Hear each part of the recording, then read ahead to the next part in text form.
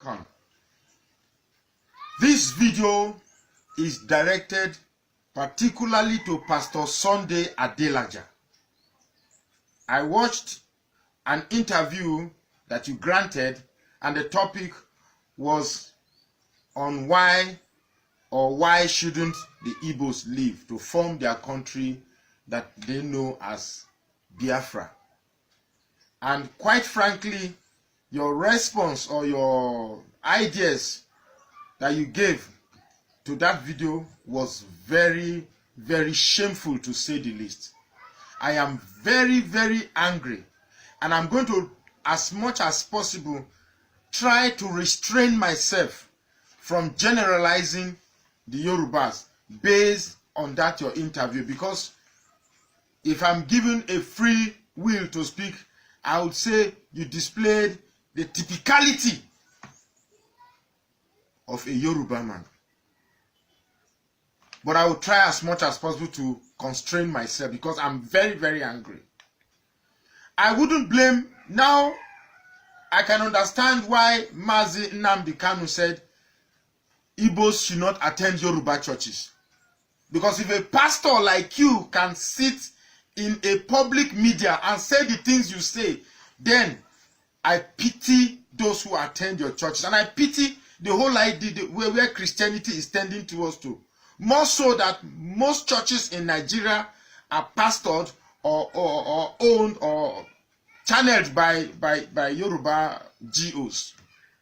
So if I am opportune to see a Pastor Sunday Adelaja thinking the way I see him, what he did in that interview, then there's a huge problem with our church. I'm going to make a video on churches in Nigeria and how they affect or how they are constraining the Nigerian polity as it is. But that's for another video. But Pastor Sunday Adelaja,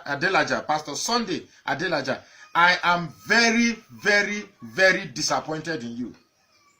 In that video, you were asked that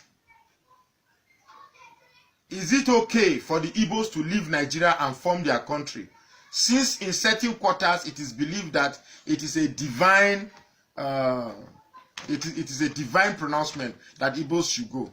And here are your responses. I'm going to take each response and I'm going to address it one at a time. In your video, you said it is foolishness for the Biafra to consider forming a country because they will be small and alone. How very stupid is that kind of statement? Is Kuwait not a small country? Are they suffering? Kuwait is not as big as a state in Nigeria, yet it is a country. Are they complaining? So that clearly shows your first point in that video shows how ignorant and how very, you see, I saw in that video you are playing, you're being mischievous with your reasoning. You're being mischievous with a logical fact. You're being mischievous with logical inferences, because you had a motive that you are trying to, massage. Which is why I see. Anyway, let's go ahead. Your second point in that place, according to how you place them, you said nobody will take the Igbos seriously. Or okay, yeah, you said the Igbos wouldn't have been relevant if they were not part of Nigeria. That what is making the Igbo relevant is because they are Nigerians. I saw, and I'm like, what? Are you telling me that first and foremost this thing is coming from the mouth of a Nigerian, and then a pastor? I felt a pastor should go into a public medium and be suggesting ways that Igbos should not go. Please, we are brothers, don't go. We know what you are going through. Please, we shall try to make Nigeria work. We know this, you are being marginalized. Countries should, find ways that bring people together and not justifying certain injustices that are being meted on a certain people. And then you're trying to paint a fact that you're trying to misconstrue the fact. You said nobody will take Igbo seriously. Had it been they were not part of Nigeria, you are thunder fire that mouth that used to say it. The Igbos will even be far more recognized if they leave Nigeria, because they are already everywhere. They are almost everywhere. In the last couple of months, I'm receiving calls from Canada, from UK, from Australia, everywhere in the country. They are reaching me. So they are everywhere.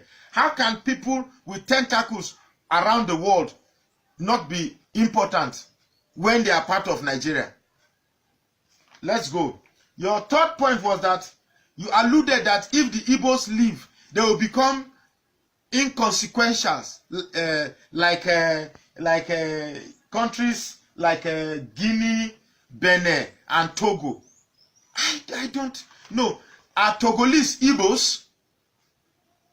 Are Guineans, are big Guineans, or however they are referred to? Are they Igbos? Are Benin people, are they Igbos? Everybody is entitled to how he wants to live. If you are in Nigeria and you believe that how you want to live is not how you are given, in a positive sense, you have a right to say you want to stay or not to stay. No, let me tell you, Pastor Adelaja, you are part of every Yoruba man that is supporting one Nigeria, because currently as the country is benefiting you. Because you have a seaport that everything that comes into the country comes through you.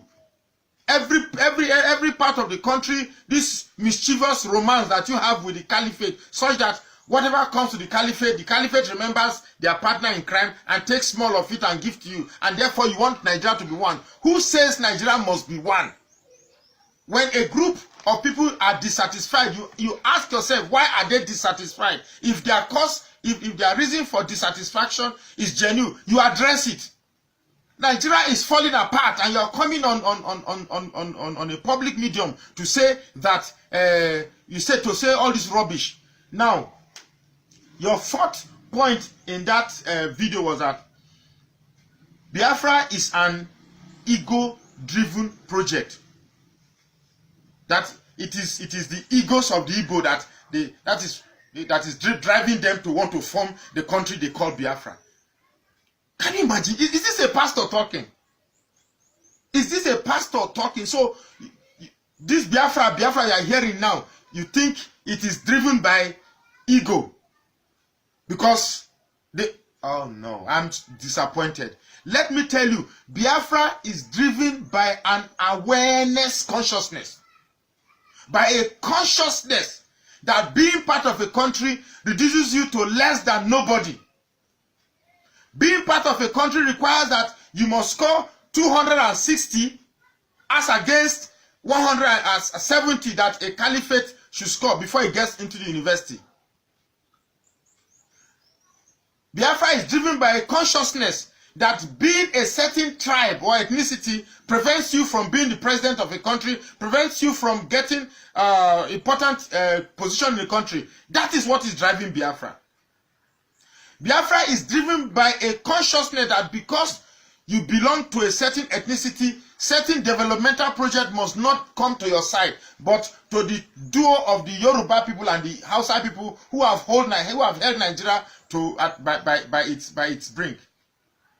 Every developmental project is concentrated in either the Yoruba region or the northern region. And what is driving this project? Money taken from the south. So you come to my region of the southeast and take my wealth to develop your region, and then you said it is ego that is driven my reaction. Every reaction begets an equal and opposite reaction. So Mr. Adelaja, fake pastor, Biafra is not driven by ego.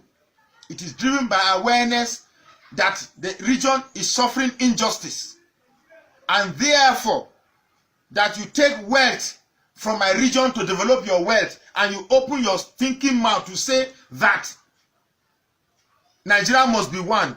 Lie, sir. It is not God that is revealing this thing to you. You are deceiving yourself and deceiving the people that are in your church. Your fifth point, you said the force driving Biafra is a feeling or a thinking that they will be better off if they are alone. So your point there suggests that it is not in the affirmative. You went further to say that now that they are in Nigeria and they are not being led by Yoruba, they are not being led by Benin people, they are not being led by Hausa, it is their own ethnicities that are leading them. How far are they better off? My brother, how, Pastor Adelaja, let me ask you one question. Have you taken time to measure your IQ? Because I tend to have a feeling that you must have a very, very low IQ. Your reasoning doesn't suggest any form of IQ at all.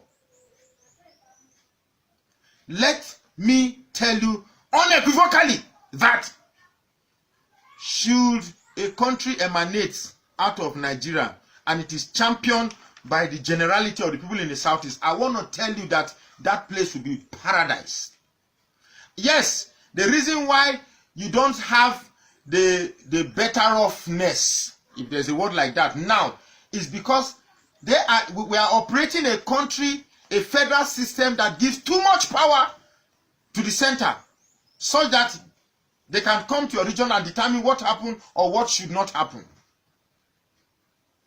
So I tell you, Mr. Adelaja, I take the pastor out. I will not, to the end of this video, I will not refer to you again as Pastor Adelaja. Instead, I will refer to you as Mr. Adelaja. So, Mr. Sunday Adelaja, let me tell you and look into my eyes, the Igbos and the rest of the people in the region, when we now get our unity, I am telling you that we will live far better off than what we are experiencing in this country that has been referred to as a shithole. Your sixth point, you said being in Nigeria, oh dear. You said it is a blessing for the Igbos that they are in Nigeria because they are apparently at this point enjoying the oil of the Niger Delta people. God, thunder, fire that your mouth. Oh, so you because you said the blessing, they are enjoying the blessing of the oil, the Niger Delta. You said this is how you put it. You said being in Nigeria is a blessing to Igbos and Yorubas because they are enjoying the oil of the Niger Delta people. Thunder, fire your mouth. Oh, so you are enjoying the oil. I'm happy that you know now that the oil of the Niger Delta people. But take away that Niger Delta because that is the divisive nomenclature that you're fostering on us to prevent us from coming together. Let me put it straight. You are enjoying the oil of the southeastern region. Put it that way. So you know that Mr. Adelaja, you Yoruba people are the one enjoying the oil. We are not enjoying our oil. If we do, we are not enjoying it as much as we should enjoy. How can we be enjoying oil when we have Ogoni land that has been messed up?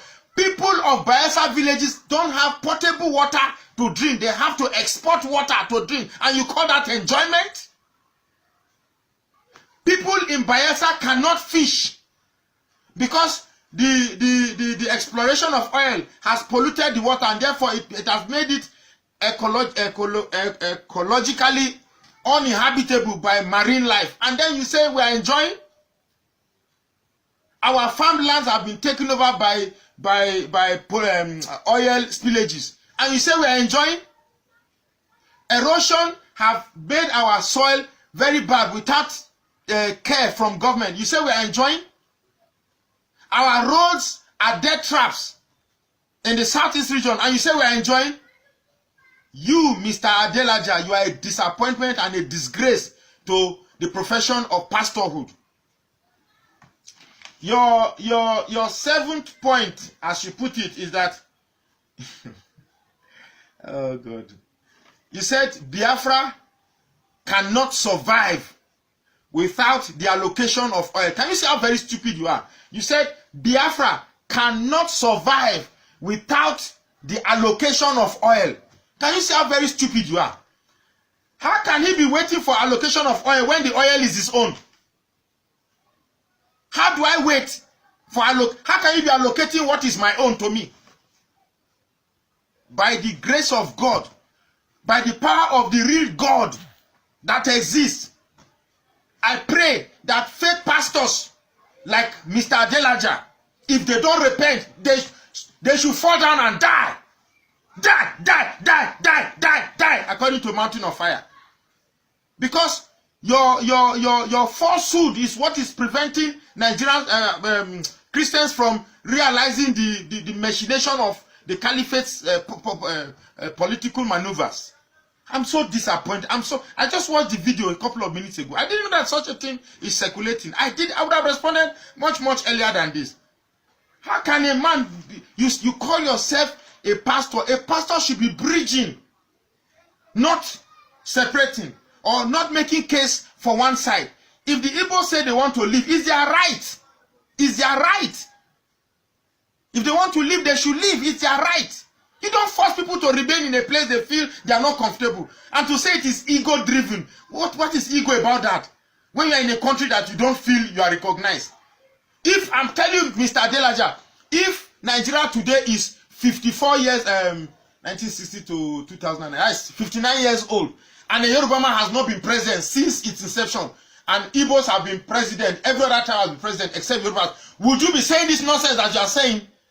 Not that we care of being president, we don't want president again, we want to go. Eat that and let that suffocate you. No amount of twisting of facts can make our struggle look unreal. It is real and it is real. Take that and swallow it. Fake pastor. Look at this. Wait until your mind. I want to know, girl, what is wrong? Just give me this.